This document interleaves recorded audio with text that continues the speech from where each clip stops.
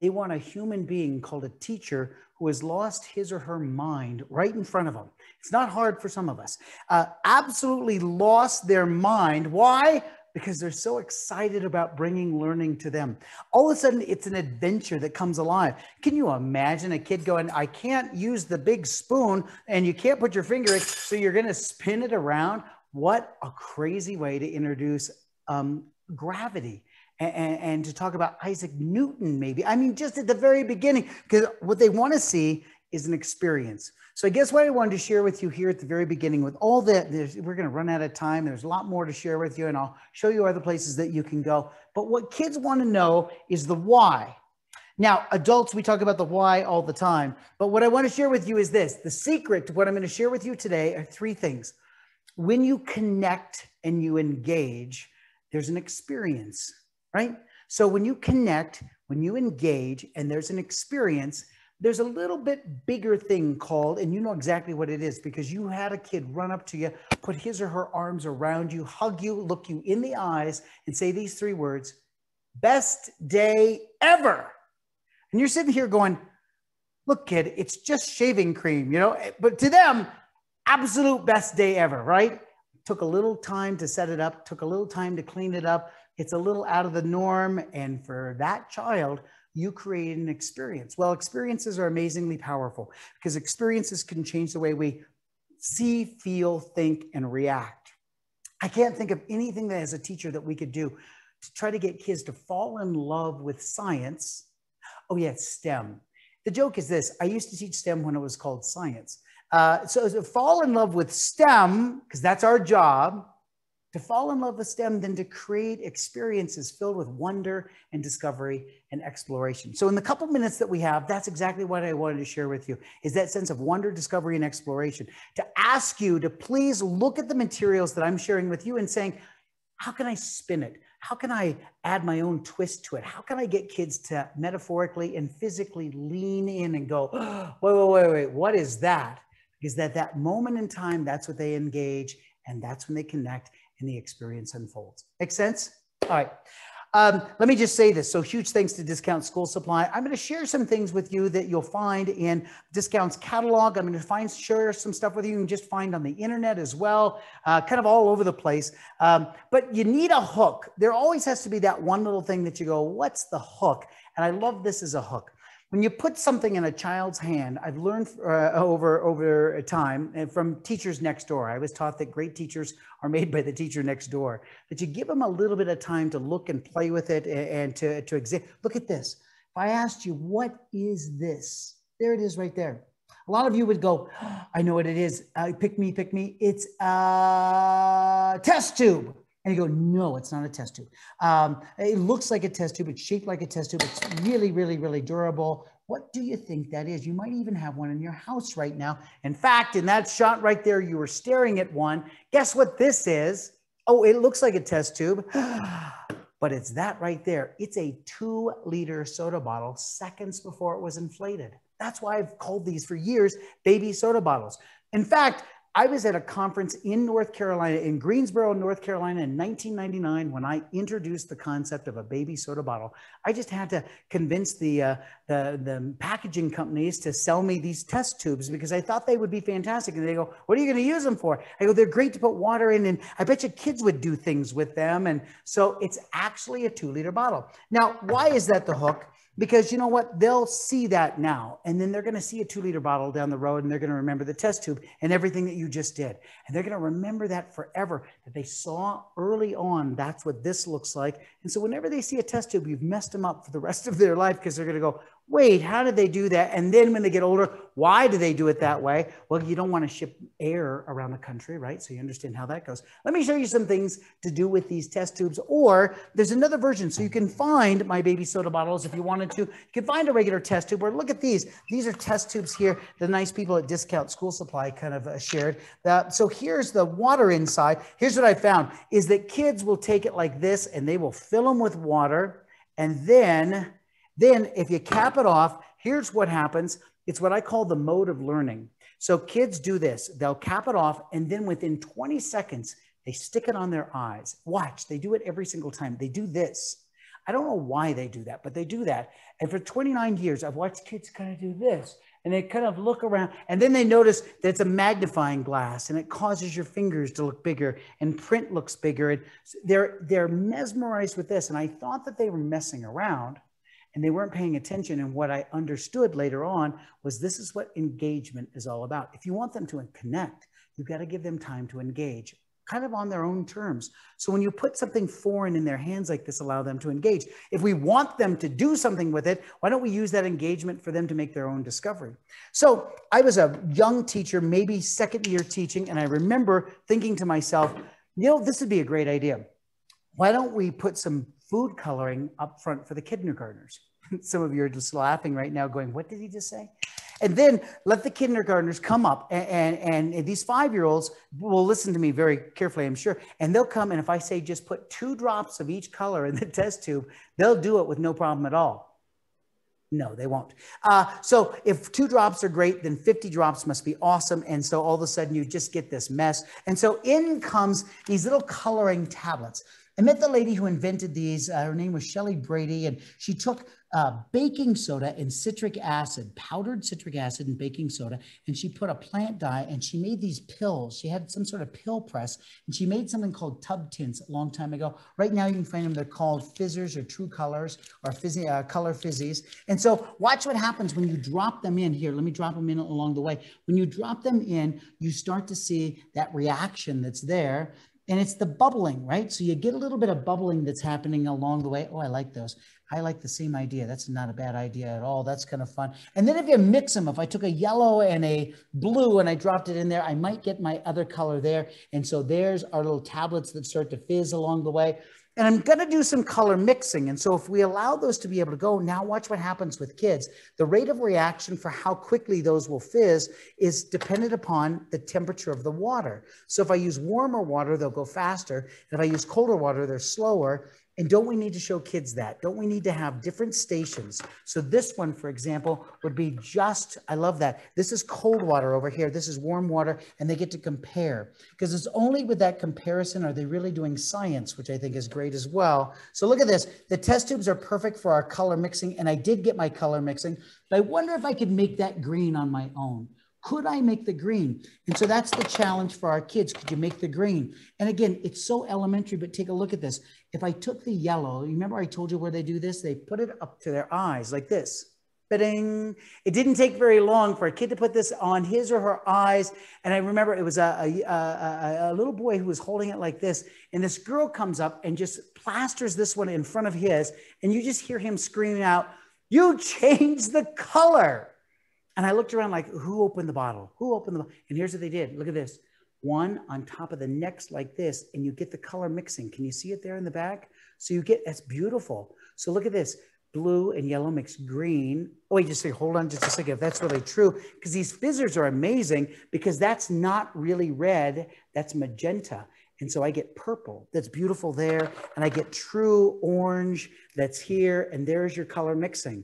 And now with the kids like this, I now can take all 3 test tubes and a rubber band comes into play. And now you rubber band this up. And now when you twist the tubes like this, look at this. I get this kaleidoscope. If I hold it here, you get yellow and green and blue and purple and red and orange. And I'm back to yellow. And how simple was that with color mixing? Kind of makes sense, doesn't it? And I could do that by using the tablets and allowing them to mix at the same time. But then I know many of you are like, you know what? There's pieces of children's literature out there that might make sense. Like there's this thing called mouse paint where these mice get themselves into trouble. They just happen to have, right there, I'll show you. They happen to have those primary colors that you see. I wonder what happens in the book. Is that the same as what we did here? So the technique and the strategy is this. You can either play and discover and then read the book, just happen to pick that book today for the reading, and they correlate. And you're connecting the experience, the real world experience, the phenomenon, as we're calling them now, phenomenon-based learning, right? Even in early childhood with something we found in the fiction text here. Or you start by reading this and you take an element of the storyline and prove it to see if it's true. Do you think it's really true that if you mix the red and the yellow, you get orange? Because it says here that you get orange. I wonder if that's really true. And now all of a sudden I have the tools, I'm sorry, to be able to try it here. All right, Lots more with color mixing that we don't have time for. We do a full day workshop called STEM for Little Sprouts and connecting science and children's literature. But I wanted to show you a quick little connecting piece that I thought was fun. And then once you hook them, once you've got it, then you can start playing with stuff with the test tubes. So I love giving the test tubes to the kids that are just empty, for example, or there's water in these over here, but are empty, and say, what do you want to put in the tube? And use it as a discovery tube as they go outside and they collect things. What a great way to now circle back up again on the carpet and everybody to be able to pass around their discovery, whatever they found in the test tube, and to be able to talk. Communication, collaboration, critical thinking, and creativity. That's what STEM's all about. It's those 4 C's. If you missed it, communication, collaboration, critical thinking, and creativity.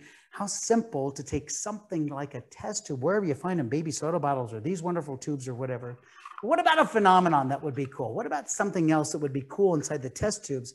So let me just show you an experiment that you'll need a couple things to be able to do. Let's say you don't have any of the fizzers and you don't have the test tubes. And what you do have are a couple things you would find at home.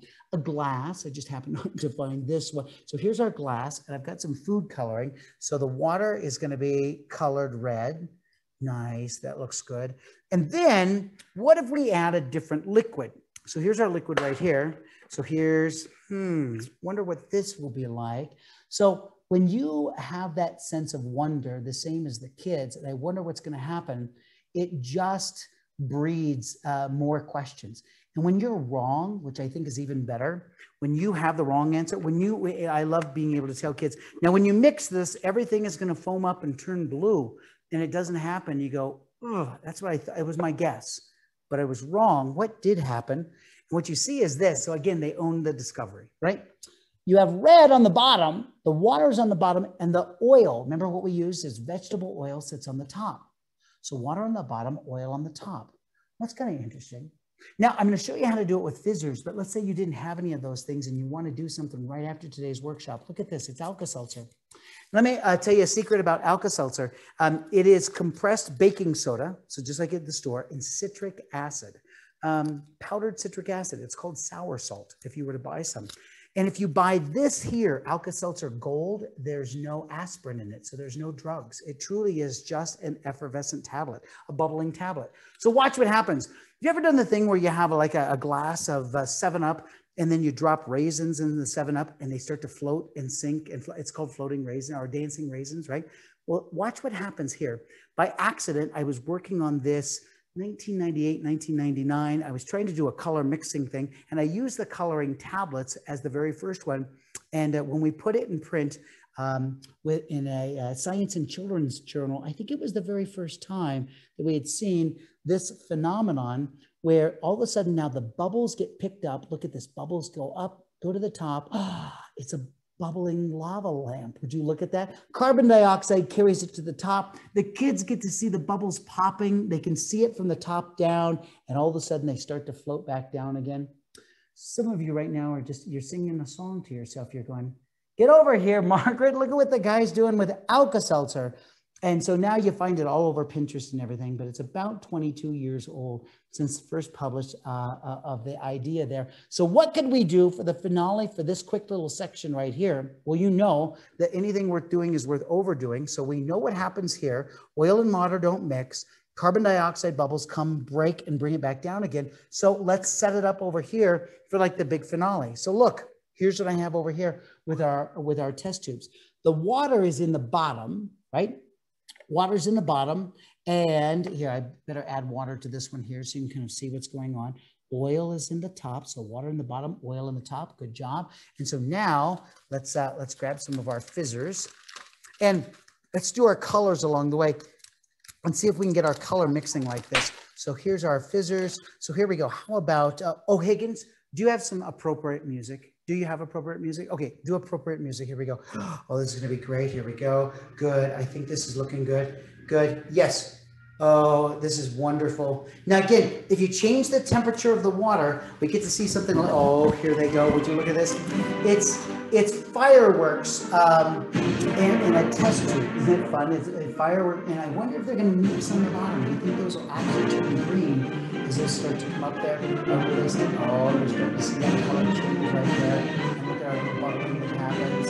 How fun to be able to create it as the finale. When you're done, you simply twist off the cap, and now all of a sudden you have this wave bottle that's inside that I think is just a real fun thing to be able to play with. But how simple is that?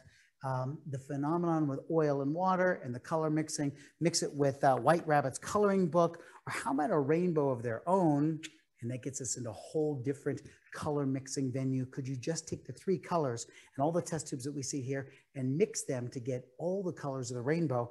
And when you take a book like this and we understand that now a rainbow is red, orange, yellow, green, blue, indigo, violet, or at least that's kind of what it looks like there, that a rainbow always looks like that. And why? Now all of a sudden this makes sense. But tell me you don't like that. I think that's kind of fun and a great little activity to be able to do, okay? If you have questions about stuff, Carly Reed is on our team, and she's in the chat right now, so she can chat you some things along the way. And again, Yvonne at the very end will come back and share some things with us as well, and kind of let us know what's going on with some of the supplies and the materials and where you can kind of find those materials. I wanted something, remember we talked about engagement and kind of hooking people in. I won't give you the whole story now because there's just not enough time to be able to do it. But my grandfather had this device, and it was a box about so big and 2 wires that came out, and he was a teacher. And Grandpa said sometimes teachers make so much money, they get a second job. So he owned an antique store as well. And so Grandpa had this device. It was an old time telephone ringer. And when you cranked it like this, it made just a little bit of electricity, and we could hang on to the ends of it and you could feel the electricity. Doesn't work today with kids. I'm sure there's laws against this, but back in the day, you'd get all the grandkids would make a big circle. We'd form a circuit. So I think I learned electricity when I was probably about 5 years old. We're all human conductor of electricity. Well, I wanted to do something like that. Many of you know that my wife and I, about 28 years ago, started a company called Steve Spangler Science, and has since been acquired by the people who own Discount School Supply, Xceligence Learning Corporation, and really good stuff. And so we came up with a product, a way to be able to do that experience. And it was part of the Steve Spangler line. It was called an energy stick. So what I wanted to show you today is sometimes sitting at the toy store, you can find a tool, but it's going to take you as the presenter to bring the science out. So let me show you what it does, first of all. The stick looks like this. Here's the little energy stick right here. It's pretty simple. There's a battery here. You can watch batteries, those little disc batteries that don't come out, and some LEDs and a noisemaker. And the problem is there's no switch to turn it on. There's just a piece of aluminum foil here and a piece of aluminum foil here. And if you were to take a piece of metal like this, and you were to touch it here, and now I can hear and reach down here and touch it. You see how it goes off? There it is. So now this is a conductor of electricity. But guess what? The circuit was made so that I get to be a conductor of electricity as well. So if I hang on here and I hang on here, there it is. Can you hear it? It's the sound that will drive you nuts. This is one of those activities that you do like 5 minutes before school's over, and then you send the stick home on the weekend with the kids. So look at this. So here, a human conductor of electricity. And so now, this is what's kind of fun. See, it doesn't work here, but it does work here. So now I get to start building a list. Remember, count, compare, classify, observe, measure. This is not a conductor. This is a conductor. I wonder if we could make a list of all the things that conduct electricity, where the electrons can flow, and this doesn't. Piece of paper towel. I wonder if that's a good conductor of electricity. Let me see, here to here is not a good conductor of electricity. However, I spilled something. So it's that kind of thing, you know, oh my gosh, I spilled something. And in doing so, you get the paper towel wet, right? And so now the paper towel is wet. And now all of a sudden you try the same thing again. And guess what happens? If I touch here and I touch here, now the paper towel is a conductor of electricity. Wait, I wonder if that puddle of water on the table is a conductor of electricity. I wonder if this will do it. Let me see. Oh my gosh, would you look at this? It does work. I wonder if another person would, well, of course it does. And so then they hold hands. And then you say it only works with 2 people, and then 3 kids try it. What I want you to do with an energy stick, when you get your hands on an energy stick sometime, tell the kids it only works according to the instructions with 2 people. You have it on pretty good authority. It only works with 2 people. That is code for a young scientist to go, let's try more immediately, if not sooner. And so you watch them form 3 kids, and they do it, and it works. And surprising to them, Now, the hard part is, how do I respectfully tell you as the teacher that your information wasn't necessarily correct? That's a life skill, right? When they build that connection, they go, oh my gosh, and they see the discovery. Then now every kid in the world's like, let's do 50 kids. Let's do as many kids as we can. And then they start to discover things. I wonder if I hold a leaf and if that would work in between. I wonder if I hold the spoon in between us and you hang onto the spoon and we touch there. Will that work? What if I put my hand in the grass? How many people total? I'm telling you, you're going to have a blast. Take a look at a couple of the pictures that I'll show you. So there's the energy stick that's there, and there's water. So you can actually put the energy stick. I don't know, Higgins, if you can see it. Yeah. If you put one finger in the bowl of water and another person puts their finger in the bowl of water and you touch, the whole thing will work. So you can conduct the circuit that way. Oh, now you just open up for absolutely anything that could happen. So a dad reached out from Colson Tough Schools in Woodlands, Texas, and said, what's the maximum number of people that you can do on an energy stick? And I proudly said 35, because I'd never had a class bigger than 35, and I'd done it with 35. And he sends me, he goes, if you're by your email, take a look at this. Sends me a photo that you're going to see right here. He says, we have more than 35 kids. And I looked at it, I thought, that's a huge circle. And then the next picture, 700 children. 700 children connected to one energy stick. And I said, well, you pranked me. I guess you know the answer. It's 700. And he goes, well, we need 1,001. I said, why? And he says, because we need a Guinness World Record. And I puffed up a little bit thinking, there's a Guinness World Record on the energy stick? And he goes, no. Some professor in the 1950s on a college campus got 1,000 kids and sent electricity around their bodies and lit a light bulb or something like that. He says, we got to do 1,001. Could we actually do it? And I said, I don't know, but how could I help you? And he goes, send me a couple cases of energy sticks. He says, because we got to go around and teach the kids in small groups how to do this. And so it was 5 years ago that we got this video right here. Take a look at the video. 1,113 children, all connected to a single energy stick. They're all wearing red because it's Red Ribbon Week in Colson Tough Schools. There's a message there that says we're all connected in so many different ways. But everybody had to do their job. That's the dad right there. This is an experience the kids will never forget. This silly little toy. That's Guinness World Record right there, showing the measurement. Watch this. 3, 2, 1. The day the kids will never, ever, ever forget. Why? Because some pretty smart teachers created an experience. Activities are not viral, experiences are. And when you want to share it with somebody else and get somebody else involved and you be a part of this and you connect and you engage, well, I remember that experience. We call that best day ever, right? So very, very simple, but I wanted to show it to you as a tool, something for you to be able to try as a tool. Find it at your at a toy store. Of course, you'll find it online and they'll tell you at the very end. Then the very last thing, I know we only have just a couple minutes left, is that I'm in Colorado, and so we understand snow, but there are some people that don't get snow. And so I was thinking about, I'm a chemist by degree, and I was playing with the polymer, the super absorbent material in babies' diapers. If you've ever been to one of my workshops, you know that we do a whole piece on these super absorbent polymers.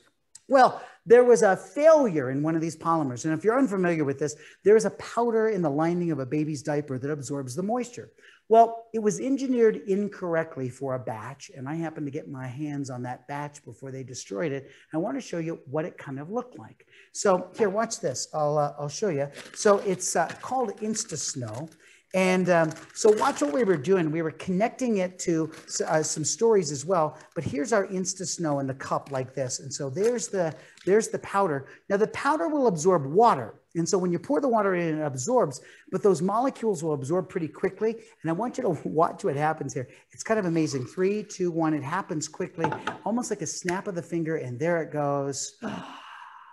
That's the moment of magic. And I had to leave it to the very end because there is something magical when that happens. To watch kids lose their mind as the snow pours from the glass and they're like, well, wait just a second, do it again. And they all want the best batch. So immediately the variables come in. I wonder if we should use warm water. Should we use cold water? I wonder if we change the liquid. Oh, look at this. I can't compress it. I wonder if you could make a snowball. This now begs what if questions. So at the very beginning was a set of procedures, and we made a lava lamp, and you followed my example. And then we moved to an energy stick that allowed you to be able to have some free play. I wonder what if, and now if you think they're going to listen to a word that you're saying after you introduce them to this, well, they're not going to listen to a darn thing that you say, because they can hardly wait to do this and go, let's do that again. And what would happen? And then you're trying to read the story to them, and you read the story of Snowy Day, or maybe Snow Bears, which is fantastic. Or how about Axel Annie, when they created all the snow and they couldn't get to school that day because there was so much snow. In Colorado, we create fake snow as well. It's how we get people to come to the slopes early when we don't have enough snow. Look at that. It absorbs, it fluffs, and it is there. If this dries out, it turns back into the powder, and you can do it again and again and again. All right. I'm looking at the clock, and I have gone 60 seconds over, and some of you right now are yelling, make the snowball. Go ahead, yell it. I can hear you. I will. Thank you very much. Watch this. You put a small amount of the water right here before we turn it back to Yvonne. Good job. And so this comes up here like this. Let's see if we can excavate. Oh, there it is right there. We excavate the perfect little snowball right there. Look at that. And in seconds, it disappears, and you're off again. Please understand the power that you have to wonder, discover, explore. It's our job to get them to fall in love with that idea of wonder, discovery, and exploration. Just a couple examples of ways to be able to do it. Hope to be able to share more of those with you. You can connect with me on social. So if Higgs will show you some social, I'll try to say that 3 times quickly. We'll turn it back to Yvonne, who is, I think, going to do a drawing for us right now.